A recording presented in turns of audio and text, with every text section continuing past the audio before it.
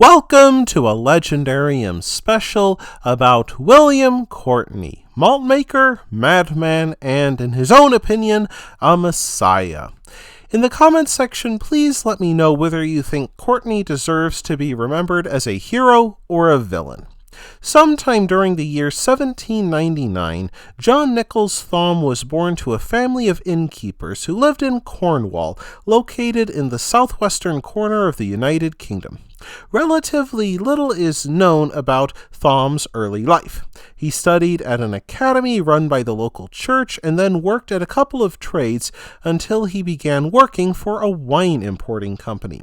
During the late 1820s, Thom began a profitable venture in the malt trade, earning much money in Liverpool. He married in 1831 and distinguished himself as a cricket player. Despite his great success, Thom showed signs of mental illness.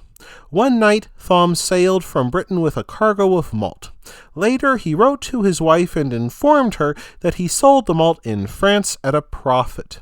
His wife never received another letter from him, leaving his family and friends to ponder his whereabouts. In September 1832, a mysterious and outlandishly dressed stranger appeared in the Rose Inn at Canterbury, calling himself Count Rothschild. He wore a broad-brimmed tasseled cap, a tunic embroidered with golden wire, and had a luxuriant coal-black beard and mustache. He made such an impression with his costume and outrageous speeches insulting the mayor and archbishop that local power brokers asked him to run for a seat in Parliament for the 1832 election. While he polled 375 votes, the mysterious stranger still lost. Now calling himself William Courtenay, he turned his attention to publishing a weekly newspaper called The Lion. It ran for 8 issues, continuing to heap insults upon Canterbury's great and powerful. It also exposed social injustices and extensively quoted the Bible in arguing that the government should correct these injustices by force of law. In March 1833, Courtenay acted as a witness for the defense of a band of smugglers from Faversham. When the court found his testimony to be false, the justice sentenced Thom to 3 months' imprisonment and 7 years' transportation in Australia. The case created such a sensation that newspapers in Cornwall, on the other side of Britain, covered the story.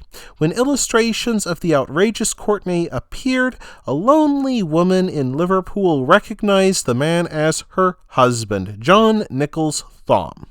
His wife traveled to Kent, identified Courtenay as her missing husband, and told of his previous bouts with madness.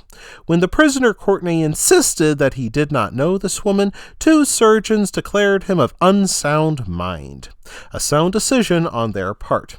They moved him to the newly opened Barming Heath Asylum in October 1833.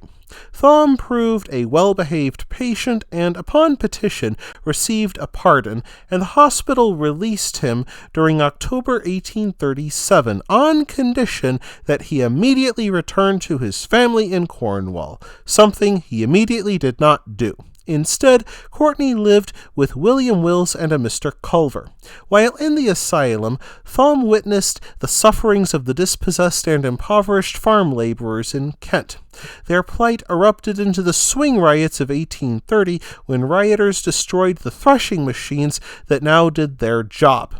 During Courtenay's imprisonment, Parliament passed the Poor Laws, which ruled that poor relief could only be given upon entry into the famously horrifying Victorian warehouses. Thus, it should come as no surprise that when Thom began preaching and promising a better life to the distressed farm workers in Dunkirk and Boughton, he found many enthusiastic followers.